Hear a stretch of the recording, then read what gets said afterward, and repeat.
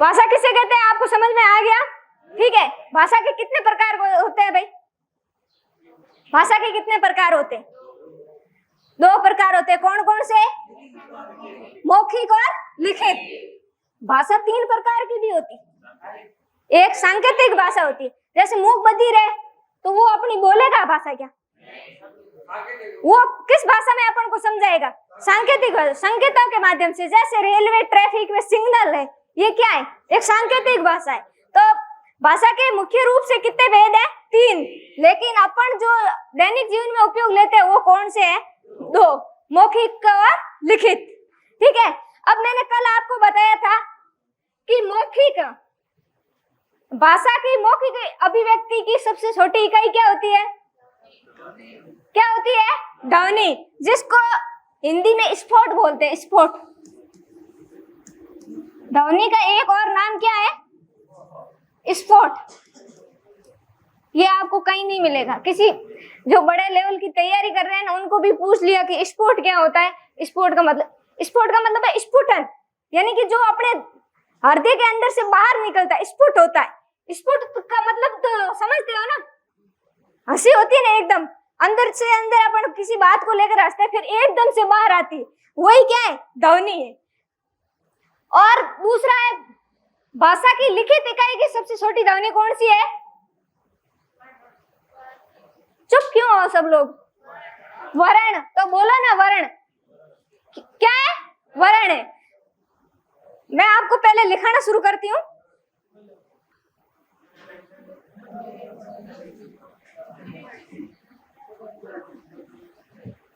लिखना शुरू करो। पहले परिभाषा लिखते हैं भाषा की,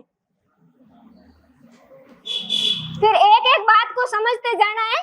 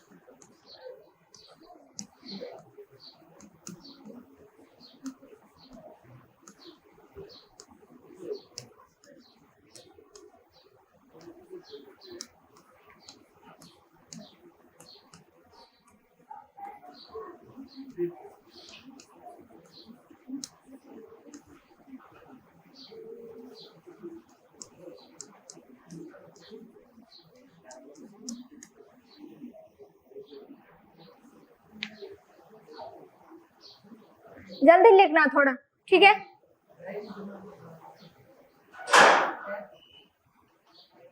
क्या बोला? सब रफ नहीं लिख रहे हो क्या? फिर घर पे जाके फेर में लिखते हो? नहीं लिखते हो? हाँ, कोई बात नहीं। वैसे मैं बोल करके नहीं लिखा रही हूँ, मैं बोर्ड पर लिख रही हूँ, तो फिर आपको लिखने में आप फेर में भी लिख सकते हो, क्योंकि अगर बोल के लिखाते तो आपको वहां पर क्या है, शब्दों में गलतियां ज्यादा होती। लेकिन कल से आप है ना फेर वाली लेके आ जाना, ठीक है ना? क्योंकि रफ में लिखने की जरूरत नहीं है, ठीक है? अब देखो, मनुष्य भाषा होती है ना, भाषा जब मनुष्य पैदा होता है उसके साथ में पैदा होती है या फिर अर्जित की जाती है?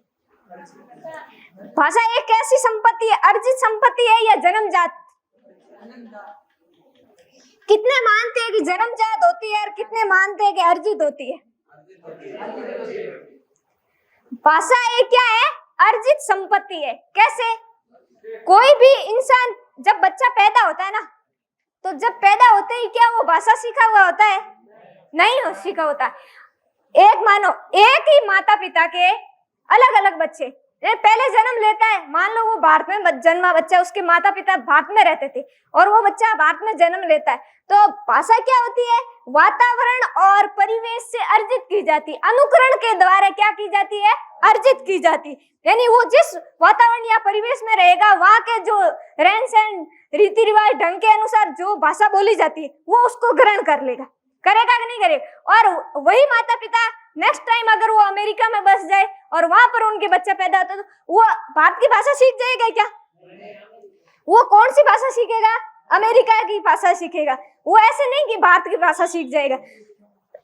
इसका मतलब ये जो भाषा है वो अर्जित संपत्ति है, लेकिन वो क्या है? जन्मजात संपत्ति नहीं है। आपने एक पहले फिल्म देखी होगी शायद, मोगली देखी क्या? मोगली फिल्म देखी होगी शायद। मोगली फिल्म में वो बच्चा होता है ना, उसको मनुष्य की भाषा आती है क्या? नहीं। वो अपनी आवाजें कैसी निकालता है? जानवरों के जैसी, वो पशुओं की जैसी आवाजें निकालता है। क्यों निकालता है? क्योंकि वो पशुओं के बीच में उसको वातावरण कैसा मिला, जैसा वातावरण मिला उसके अनुसार वो भाषा सीख गया। तो देखो, अपने भाषा है हिंदी। हिंदी नाम कैसे पड़ा? हमारे भाषा हिंदी का नाम हिंदी कैसे पड़ा? पता है किसी को? हिंदी पता नहीं है। आपने अरब आक्रांता पढ़े होंगे। सिंधी क्या थी? है ना, अरब आक्रांता थे। भारत पर अरब आक्रांतों ने आक्रमण किया था, आपको पता है? आर्य रहते थे, यानी कि पहले अपने सिंधु नदी बहती थी। जहाँ भारत में जिस क्षेत्र में सिंधु नदी बहती थी उसके आसपास रहने वाले लोगों को उन्होंने क्या कहा? सिंधुवासी। अरबी भाषा होती है ना, जिसको फारसी या अरबी, उसमें स को क्या बोला जाता है? ह। क्या बोलते हैं? ह। तो वो सिंधु को क्या बोलते थे? हिंदू। तो वो हिंदू हिंदू करते वहां के लोगों को क्या बोलते? हिंदुस्तानी। और वहां की भाषा को क्या बोला गया? आगे जाकर के हिंदी बोला गया। ठीक है। अब देखो, हिंदी भाषा का विकास कैसे हुआ मैं आपको बताऊं। यानी कि अपने जब मनुष्य की उत्पत्ति हुई तो उसी टाइम कोई भाषा थी क्या? उत्पत्ति हुई, पहला मानव कोई भी हो, मनु को मानते हैं, ठीक है, ब्रह्मा को मानते हैं। उन्होंने जब जन्म लिया तब वह कोई भाषा थी? नहीं थी। मतलब ब्रह्मा ने शब्द को उत्पन्न किया था, ठीक है। तो उस टाइम कोई शब्द उत्पन्न हुआ होगा और धीरे धीरे धीरे धीरे भाषा का विकास शुरू हुआ। लेकिन अपन को जो शास्त्रों में जो लिखित रूप से प्रमाण कब से मिलते हैं, कौन सी भाषा से मिलते हैं? सबसे पुराने अपन को जो है संस्कृत। किसको? संस्कृत। संस्कृत में कैसे? देखो, सबसे पहले आई अपनी वैदिक संस्कृत।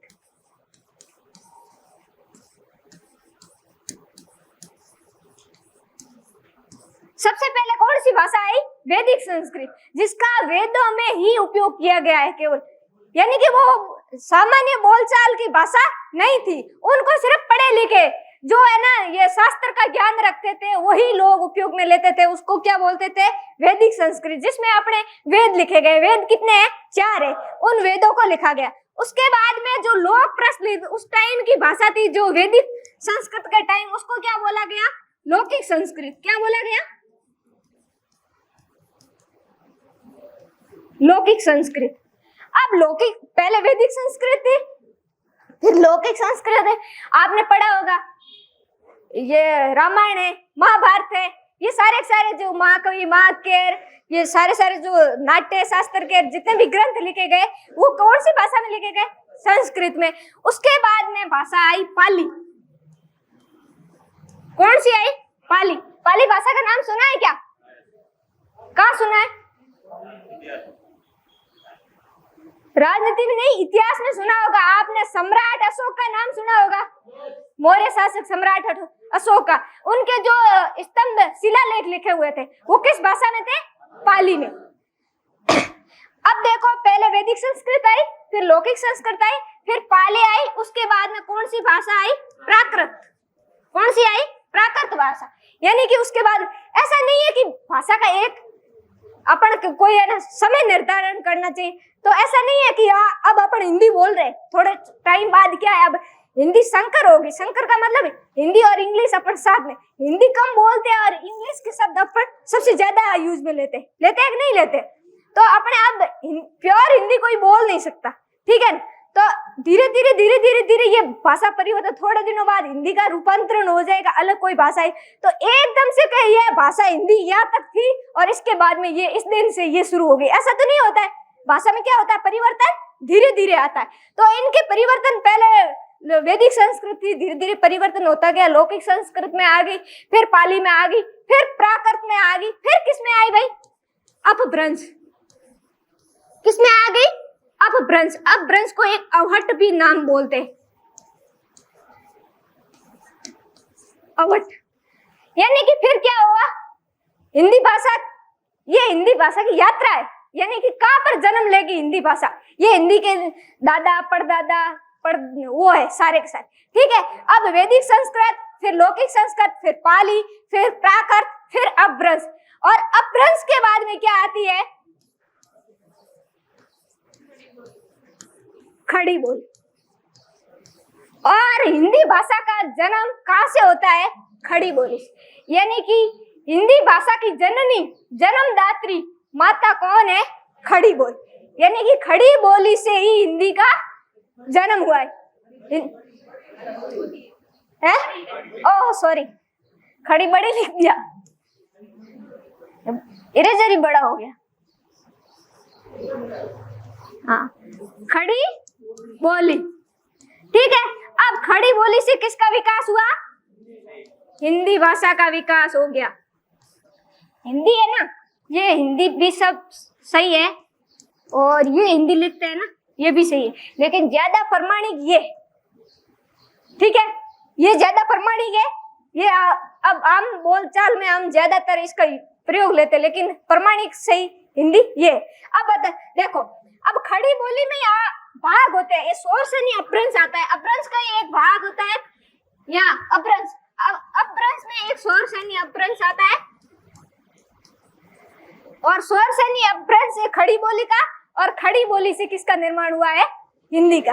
तो हिंदी की विकास यात्रा समझ में आई, मेरे साथ में बोलो। सबसे पहले क्या आई, वैदिक संस्कृत। सबसे पहले क्या आई, वैदिक संस्कृत। वैदिक संस्कृत के बाद में लौकिक संस्कृत, और लौकिक संस्कृत के बाद में पाली, पाली के बाद में प्राकृत, प्राकृत के बाद में अपभ्रंश, अपभ्रंश के बाद में खड़ी बोली, और खड़ी बोली के बाद में क्या आई, हिंदी।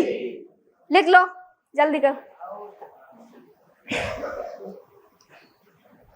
ऊपर एक लिख देना, हिंदी की विकास यात्रा।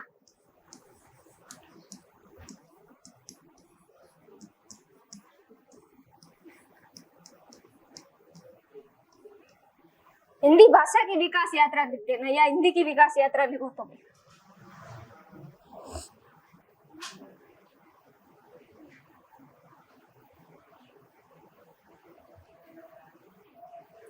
थोड़ा लिखने की स्पीड ज्यादा रखना है।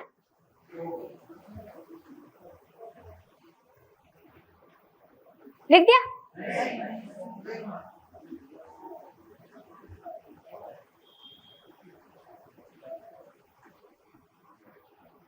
लिख दिया, अरे यार, फिर मेरे को बोलने वाला ही रखना पड़ेगा। कौन सा उचित रहेगा आपके लिए, ये ठीक है, लिख करके। इसमें क्या गलतियां कम होगी, फिर आपको है ना वहां पर शब्द होगा ना, शब्द भंडार में आगे शुद्धि अशुद्धि में, वहां पर आपको दिक्कत नहीं आएगी कौन सा शब्द कैसे लिखा जाता है वो। और फिर नोट्स बनाओगे। किसी ने कुछ बोला क्या, अब तो लिख दिया सबने, या अभी भी कोई है पास वाले की दूसरे की कॉपी में देख लो।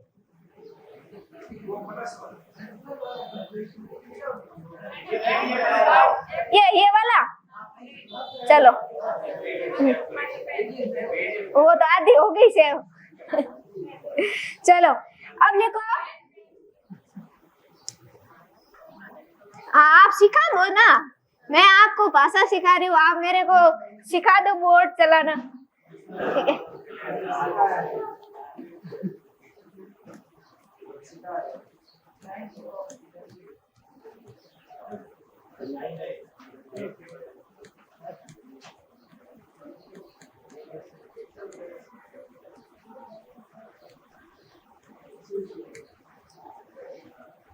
साथ साथ में लिखते जाओ, जब मैं बोलूं नहीं तो आप लिखते जाओ।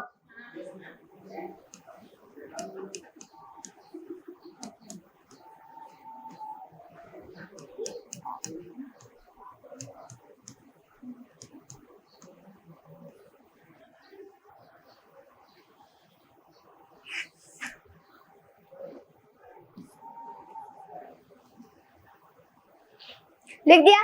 अब देखो, हिंदी भाषा के बारे में अपन ने विकास तो पढ़ लिया। अब एक आपको जीके में भी सवाल पूछा जा सकता है कि हिंदी दिवस कब मनाया जाता है? 14 सितंबर को। क्यों मनाया जाता है 14 सितंबर को? इसी दिन है हिंदी को राष्ट्रभाषा या राजभाषा? राजभाषा। राष्ट्रभाषा नहीं, राजभाषा। राजभाषा किसको बोलते हैं? जिसमें संपूर्ण राज्य के हिंदी भाषा नहीं, ऐसा नहीं है। राजभाषा किसको बोलते हैं ये बोल, मैं उसकी परिभाषा पूछ रही हूँ। राजभाषा किसको बोलते हैं? जिसमें उस राज्य के सारे कार्य संपादित किए जाते हैं, ठीक है। और हिंदी भाषा भारत की सबसे ज्यादा बोली जाने वाली भाषा है, ठीक है ना। वैसे क्षेत्रीय भाषाएं अलग अलग है, लेकिन भारत में सबसे ज्यादा कौन सी भाषा बोली जाती है? हिंदी बोली जाती है, ठीक है। तो हिंदी भाषा को कब राजभाषा घोषित किया गया? 14 सितंबर 1949 को। कब? 49 और नहीं होता है, हिंदी में क्या होता है? सास। इसको कैसे लिखते हैं? ऐसे लिखते हैं क्या? ये सही है क्या? ऐसे तो कैसे लिखते हैं? ऊण पसास या प लिखूं बीच में? एकम पच्चा लिखूं? नहीं, ये सही है, ये सही है। 49 सही है। यानी अपन बोलते क्या है? 49, लेकिन लिखा क्या जाता है? 49, ठीक है। तो हिंदी को राजभाषा कब घोषित किया गया?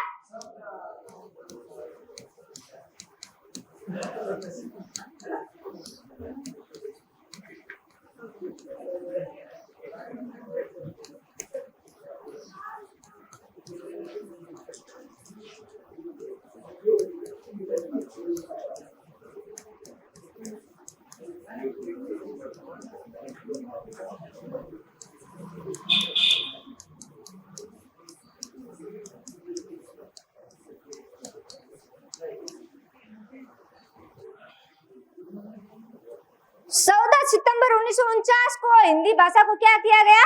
राजभाषा घोषित किया है। और अनुच्छेद संविधान में क्या होते हैं? अनुच्छेद होते हैं ना।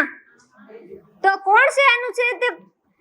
अनुच्छेद 343 से लेकर के 351 तक किसका उल्लेख है? तक हिंदी भाषा का उल्लेख है।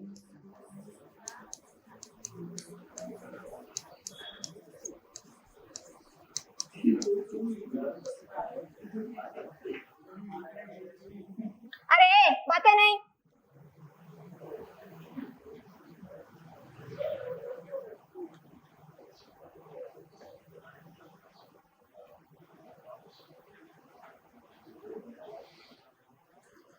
लिख दिया? जल्दी करो रे यार।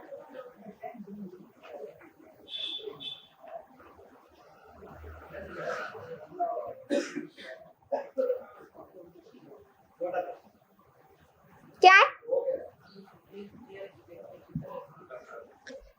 लिख दिया? ये वाला?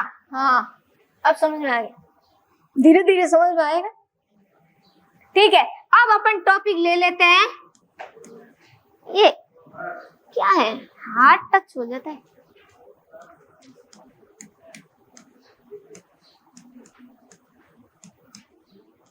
अब अपना ये टॉपिक यहां से शुरू होता है। लिखो वर्ण विचार।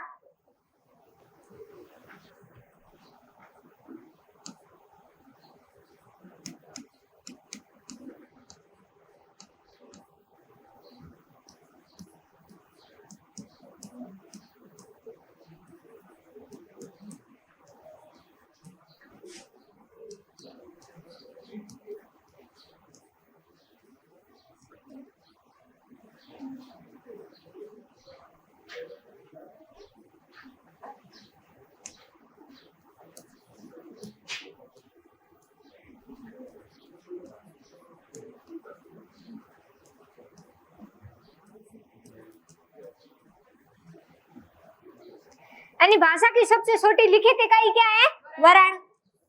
लिखते जाओ जल्दी जल्दी। और भाषा की सबसे छोटी मौखिक इकाई ध्वनि।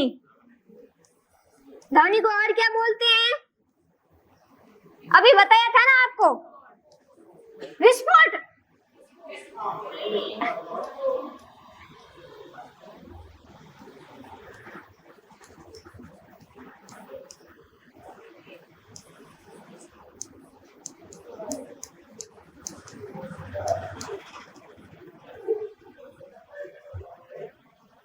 बातें कम, पढ़ाई में ध्यान ज्यादा देना है, ठीक है?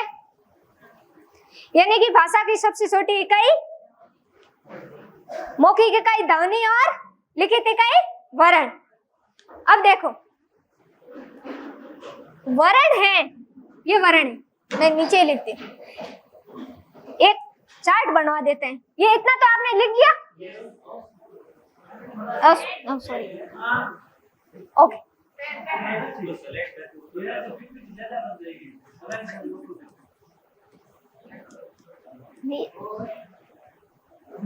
सब गड़बड़। आप दो कॉलम बना लो, ध्वनि और वर्ण, यानी कि इनमें थोड़ा बहुत जो अंतर है उसको हम अपन समझ लेते हैं।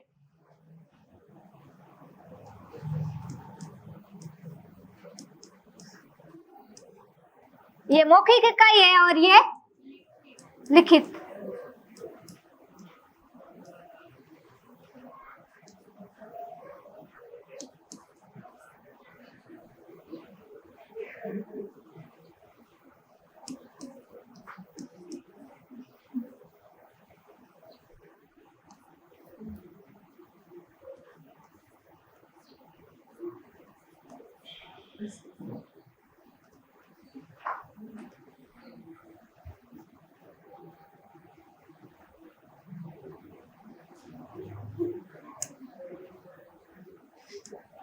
ये सब गड़बड़ होता है। इसको छोटा होता है क्या? कैसे होता है? अच्छा हाँ, ऐसे ही रखते हैं अपन।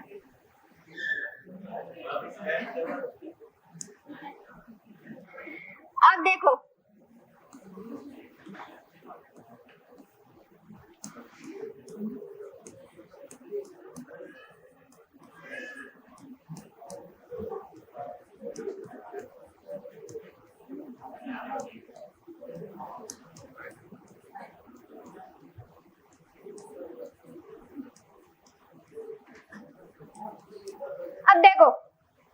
जो ध्वनि होती है ना, उसको केवल अपन क्या कर सकते हैं? सुन सकते हैं। क्या ध्वनि को देख सकते हो आप? देख सकते हो? नहीं। क्या ध्वनि को लिख सकते हो? और क्या ध्वनि को पढ़ सकते हो?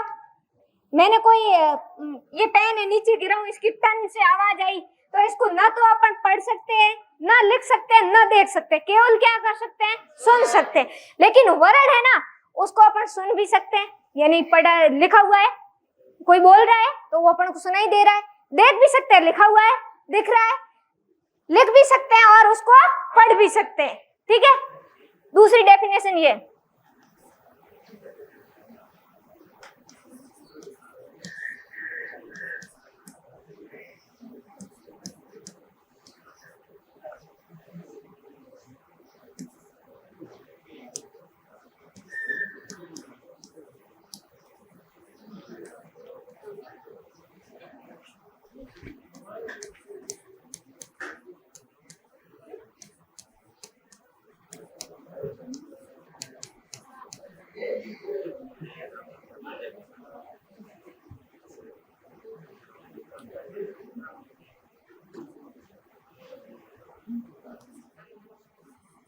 मेरे तो ये थोड़ा दिमाग में कम ही बैठ।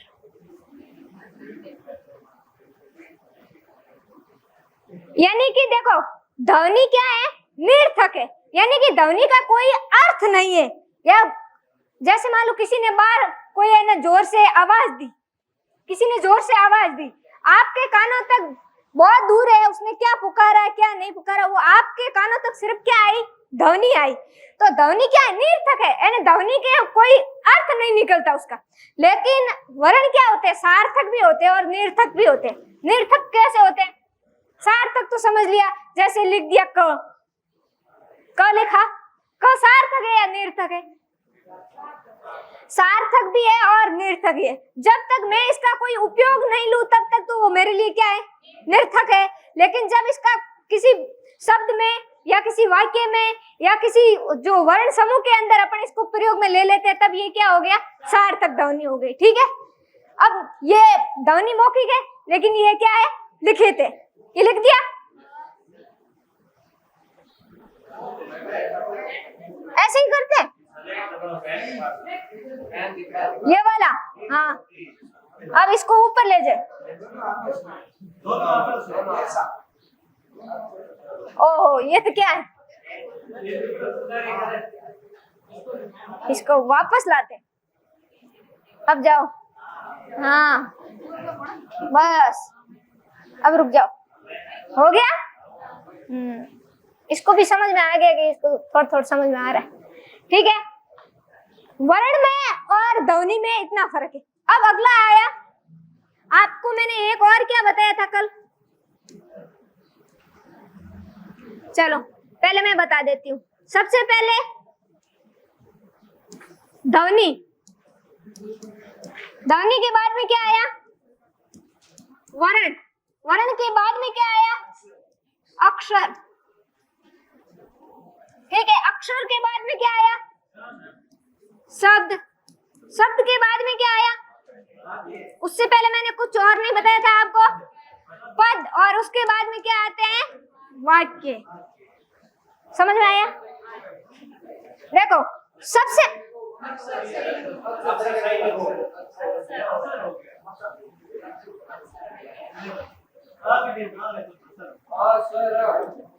क्या है,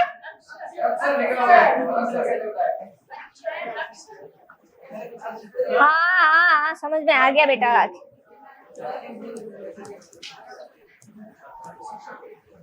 क्या हुआ, अक्षर। अब तो सही हुआ है ना।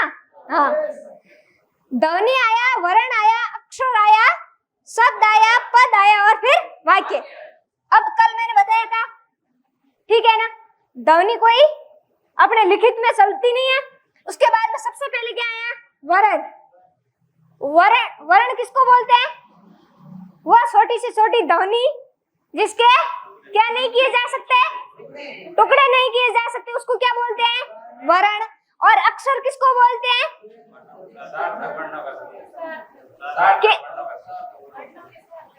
अक्षर को आप एक डेफिनेशन देख सकते हो,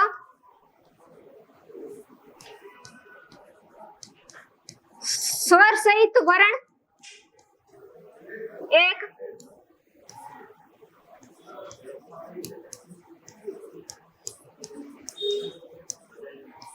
केवल स्वर या स्वर सहित व्यंजन लिखो यहाँ पर।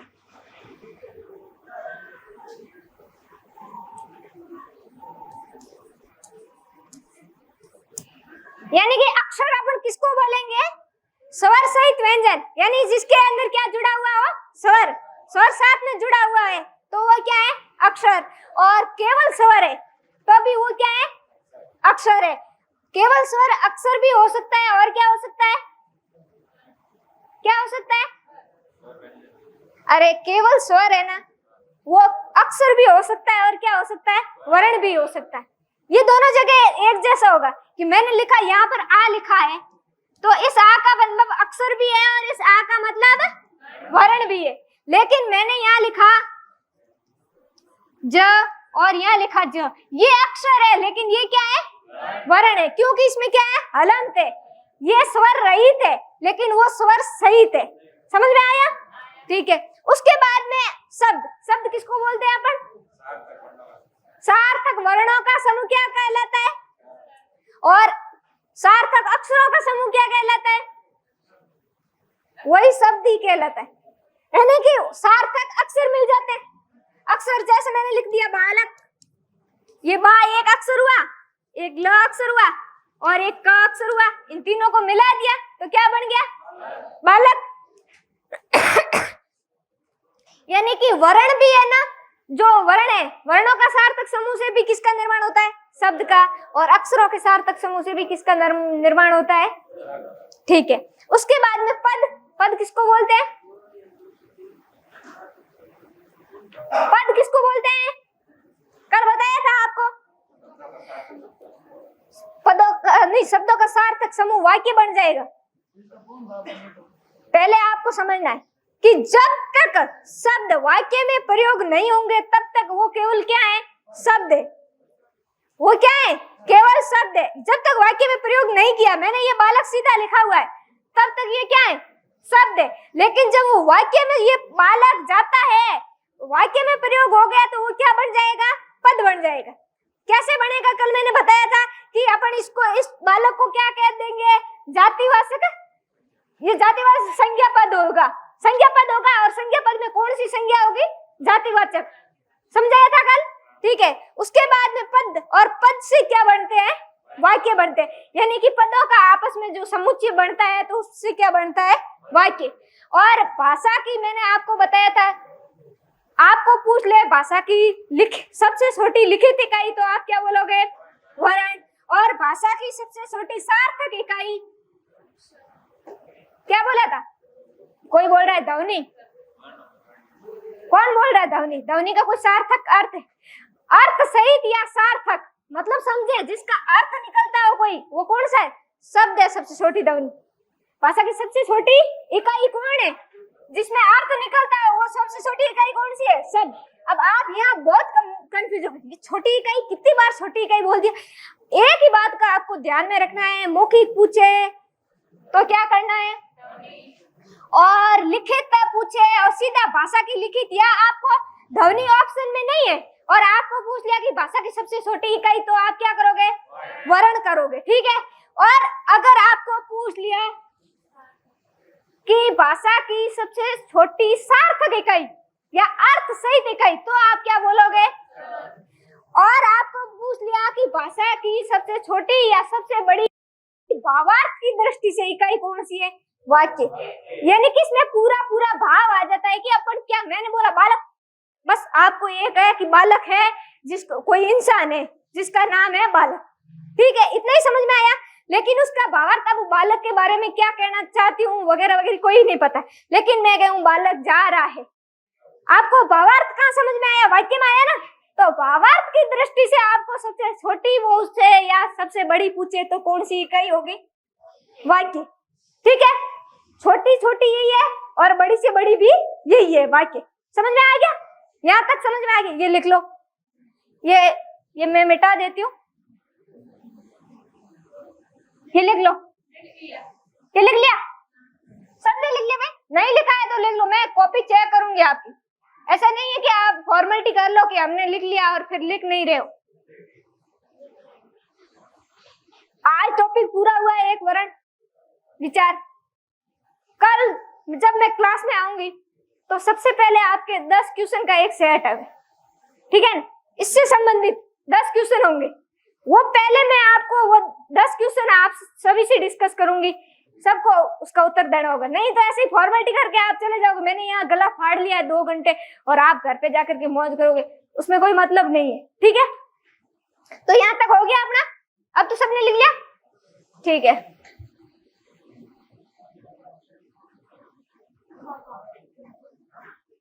वापस आ रहे?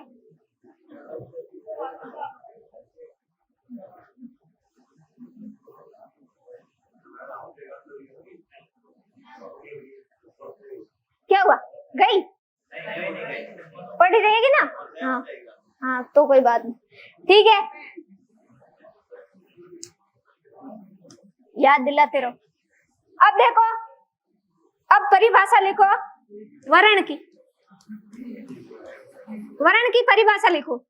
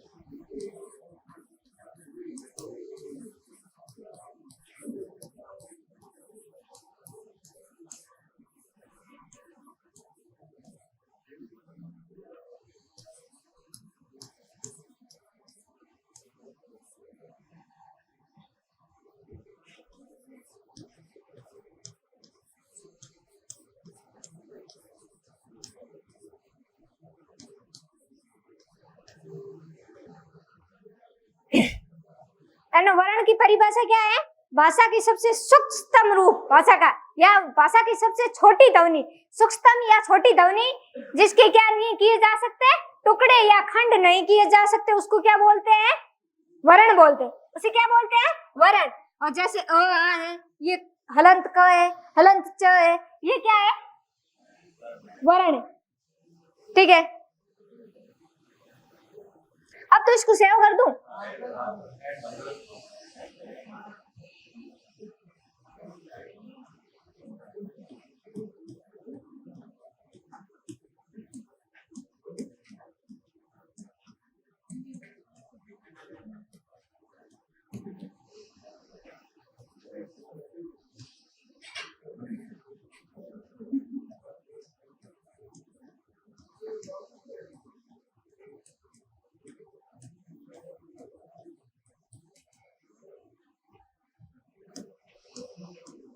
हिंदी वर्णमाला में कुल कितने वर्ण होते हैं?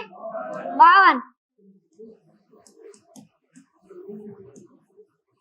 मुख्य रूप से कितने वर्ण होते हैं? 44।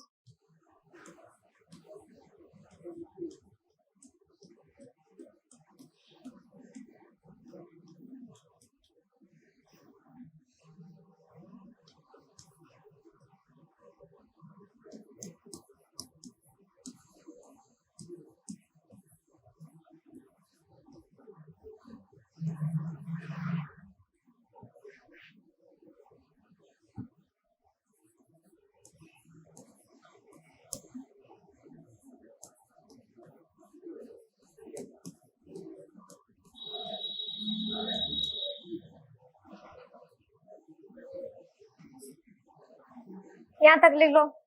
यानी कि 11 स्वर होते हैं और कितने व्यंजन होते हैं? 33। 33 क्या होते हैं? व्यंजन होते हैं। लिख लिया? लिख लिया सबने? आगे लिखो। देखो पहले तो 11 स्वर और 33 व्यंजन, ऐसा कोई नहीं है जिसको आते नहीं है। कोई है जिसको ये 11 स्वर नहीं आते और 33 व्यंजन नहीं आते? स्वर मैंने कौन कौन से बताए थे कल आपको? अ, आ, ई, उ, री, ए, ऐ, ओ, औ। बस अंग और अह क्या है?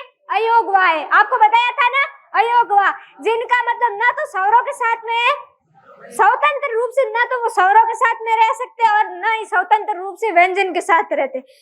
वो है ना, अगर आएंगे किसी भी शब्द में प्रयोग होंगे या किसी वर्ण के साथ में आएंगे तो वो कैसे आएंगे? उनके साथ में जुड़ करके आएंगे, अकेले वो नहीं आ सकते। ठीक है, लेकिन ये स्वतंत्र रूप से ध्वनियां है जो स्वतंत्र उच्चारित होती है। ठीक है, तो ये तो लिख दिया स्वर और व्यंजन। अब स्वर व्यंजन लिख दूं या फिर आगे चलते हैं? अपन आगे चलते हैं। ठीक है, अब देखो दो इसमें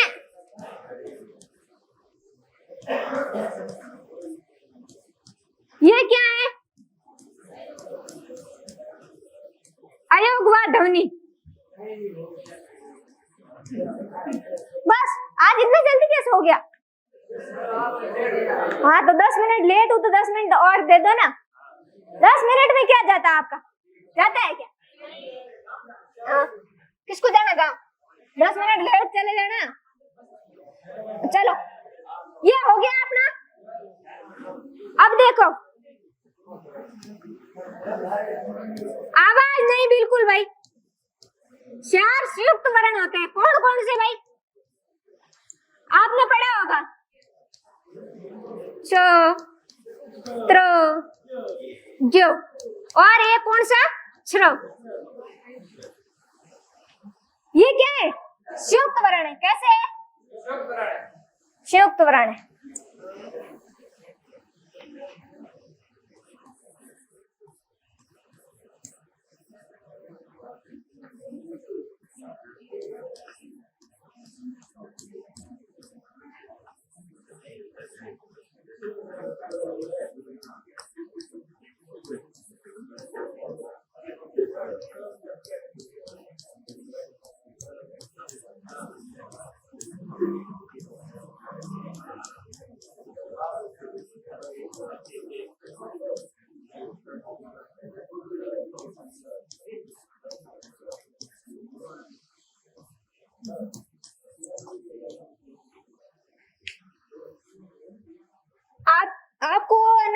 कई बार पूछा जाता है कि ये च है, ये क्या है? अपन बोलते हैं कक्षा, कक्षा बोलते हैं। अब कक्षा बोलते हैं, अपन इसको कसा क्यों नहीं बोलते? आपको पता है हाड़ौती के, हंसने की कोई बात नहीं, क्यों है? हाड़ौती क्षेत्र है, आपको पता है हाड़ौती क्षेत्र किस क्षेत्र को बोलते हैं? हाड़ौती, हाड़ौती क्षेत्र। कल्याण हो गया, आप जीके नहीं पढ़ते हो? अरे कोटा, बूंदी, बारा, झालावाड़ के क्षेत्र को क्या बोलते हैं? हाड़ौती क्षेत्र बोलते हैं। वहाँ ये हनुमानगढ़ वाला ये वो नहीं है, वो घग्गर नदी का क्षेत्र है और उसको युद्ध प्रदेश बोलते हैं। वहाँ हाड़ौती वाला क्षेत्र कोटा, बूंदी, बारा, झालावाड़ है और वागड़ आ गया नीचे की तरफ। ये वागड़ क्षेत्र डूंगरपुर बांसवाड़ा का क्षेत्र है, इसको वागड़ बोलते। तो वहाँ थोड़ी क्या है कि ये अपना बाड़मेर वासियों में सबसे ज्यादा, में बाकी समूह में मुझे पता नहीं है ज्यादा, लेकिन जाट समुदाय के लोग हैं वो जो होता है ना, कौन सा चम्मच वाला, उसका सही से उच्चारण नहीं कर पाते। अब मैंने बोला उच्चारण, उच्चारण है क्या या उच्चारण? हाँ, लेकिन क्या होता है कि उनको शुरू से ही उनकी जबान के ऊपर ये ऐसे ही बैठ जाता है। चम्मच ऐसे नहीं बोलते, सम्मस लाइयो है। हाँ, तो हड़क वड़क ये तो सब बोलते हैं, लेकिन च का उच्चारण अपन सही नहीं कर सकते। एक अपन सड़क वाला उसको हड़क बोलते हैं, तो ये, और वह हाड़ौती वालों से ये नहीं बोला जाता, वो क्या बोलते हैं? कक्षा नहीं बोलते, वो क्या बोलते हैं? कक्षा। क्या बोलते हैं? कक्षा। अब पढ़ाते हैं तो कहीं कस्सा में देखो बच्चों, कस्सा में आ गए क्या, वो ऐसे बोलते। तो ये उच्चारण देखो, आप पढ़े होंगे, आपने क्या लिखा? आप क्या करते हो कि क का, इस क का संधि विच्छेद करो, आप क्या करते हो? सीधे आप कह देते हो, ये बोलते कभी ये कर दिया तो आपकी सीधी सीधी नंबर कटेंगे, यानी गलत होगा। ये सही है क्या? क पूरा मिला हुआ है क्या इसमें? क भी आधा है, स भी आधा है और अ पूरा है, यानी कि ये जब आधा आधा और ये मिलेगा तब ये पूरा होगा, नहीं तो इसमें दो अ आगे ना, इसमें भी अ और इसमें भी अ, लेकिन इस वर्ण में तो एक ही अ आया, दो नहीं आया ना, दो नहीं आया ना, तो ये अलग हो जाएगा। इसलिए इसको ऐसे सही करना है, यानी कि दोनों के नीचे हलंत लगवाना, और दोनों के नीचे अगर हलंत नहीं है, कभी कभी एग्जामिनर होता है ना, तो वो पेपर बनाता है तो कभी कभार वो भी गलती कर देता है, इसको है ना क को सीधे ऐसे लिख करके स को हलंत करके पीछे अ दे देता है, और वो जब कोर्ट में जाते हैं ना क्वेश्चन, वो डिलीट होते हैं सीधे, क्योंकि जो भाषा के जो बच्चे होते हैं जिनकी भाषा ही हिंदी है और वो हिंदी में पढ़ते हैं, वो सीधे बताते हैं कि इसमें ये पूरा नहीं होगा, तो ये लिख लो। अब कितने हो गए? ये 33 तो सीधे सीधे हुए, 33 सीधे सीधे हो गए। कौन कौन से 33 व्यंजन के अंदर ये नहीं आ रहे थे? समझ में आया? कहां तक? ह से हल तक ही, कहां तक? ह तक, यानी कि 5 इनको क्या बोलते हैं? एक वर्गीय व्यंजन किनको बोलते हैं? ये कल मैं लिखवा दूंगी, अब लिखने की जरूरत नहीं, मैं केवल आपको समझा देती हूँ। यानी कि क से लेकर के म तक इनको क्या बोलते हैं? वर्गीय व्यंजन। और वर्ग कैसे? क, च, ट, त, प, यानी कि इसमें 5 का जोड़ा है, तो इनको क्या बोलते हैं? वर्गीय व्यंजन बोलते हैं। यानी क से लेकर के म तक क्या है? वर्गीय व्यंजन। यानी ये टोटल कितने हो गए? 25 और 4 अंतस्थ वर्ण। अंतस्थ वर्ण कौन से? य, र, ल, व। लेकिन इनकी उत्पत्ति हुई ना य, र, ल, व की, तब य, र, ल, व नहीं, य, व, र, ल के रूप में हुई थी। य के बाद में व आया, व के बाद में र, र के बाद में ल। इनको है ना हिंदी भाषा में, संस्कृत भाषा में अर्ध स्वर बोलते हैं। य और व को क्या बोलते हैं? अर्ध स्वर। यानी कि जैसे अ और आ का उच्चारण होता है, वैसे य और व का उच्चारण होता है। यानी कि वर्ण होते हैं ना, तो वर्ण व्यंजन होते हैं, स्वर होती है वो स्वतंत्र ध्वनियां है। जब अपन बोलते हैं, उच्चारण करते हैं, तो ध्वनि टकराती नहीं है कहीं पे, मतलब है ना, संघर्ष नहीं करना पड़ता, ध्वनि आराम से बाहर निकल जाती। लेकिन क, ख, ग, घ यानी ये जीवा होती है ना अपनी, कहीं ना कहीं पे टकराती है, तब जाकर के ध्वनि मुंह से बाहर निकलती, संघर्ष करती है ध्वनि कहीं ना कहीं। तो ये है ना य और र जैसे नहीं, य और व ये मतलब अर्ध स्वर क्यों माने जाते? क्योंकि इनका उच्चारण कैसे होता है? स्वर की तरह होता है। ठीक है, तो इनको क्या बोलते हैं? अंतस्थ वर्ण। और लास्ट वाले चारों वर्णों को क्या बोलते हैं? ऊष्म वर्ण। ऊष्म क्यों बोलते भाई? ऊष्म किसको बोलते हैं? ऊष्म किसको बोलते हैं? गर्म। ऊष्म का मतलब गर्म होता है, यानी आप हाथ रख के एक बार बोलो ये छ छ छ ह, यानी बोलते हैं ना तो मुंह से गरम गरम वायु बाहर आती, और गरम गरम वो वायु बाहर आती है ओठों से टकरा करके, इसलिए इसको इनको क्या बोला जाए? ऊष्म वर्ण। अंतस्थ का मतलब है अंदर से, यानी य बोलते हो। एक बार बोल के ट्राई करो। आपकी नाभि है ना, नाभि, यहाँ से एकदम से वायु बाहर आने का प्रयास करेंगे, य र, यानी कि पेट अंदर जाएगा, फिर ऐसे सिकुड़, पहले सिकुड़ेगा, फिर बाहर फूल के बाहर आएगा, ऐसे य र ल व। होता है कि नहीं होता है? पेट ऐसे जाता है, फिर ऐसे आता है, ऐसे जाता है, ऐसे होता है। इसलिए इनको अंतस्थ अंदर है नहीं, ठेठ अंदर तक जा करके फिर बाहर आती, इसको इसलिए इसको क्या बोलते हैं? अंतस्थ वर्ण। और ऊष्म क्यों बोलते हैं? क्योंकि इनसे गर्म हवा निकलती। यानी कि ये कितने हो गए? 25 और 4 कितने हो गए? 29 और 4 कितने हो गए? 35 हो गए। 35 और 2 अयोग हुआ, कितने हो गए? 35 और 4 कितने हो गए? 39 हो गए। यानी कि ये केवल हो गए क्या? व्यंजन व्यंजन हो गए 39, और वो कितने थे? 11 थे। अब पीछे और कौन बचा?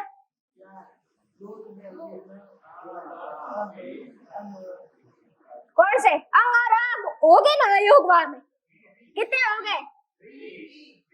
रिसवर में आ गया ना। इसमें कौन से पीछे रह गए?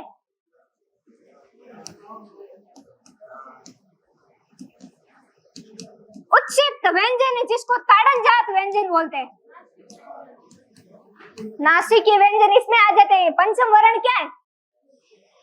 प्रत्येक वर्गीय व्यंजन का पंचम वर्ण क्या है? नासिकीय व्यंजन है यम गण नम, यम गण नम।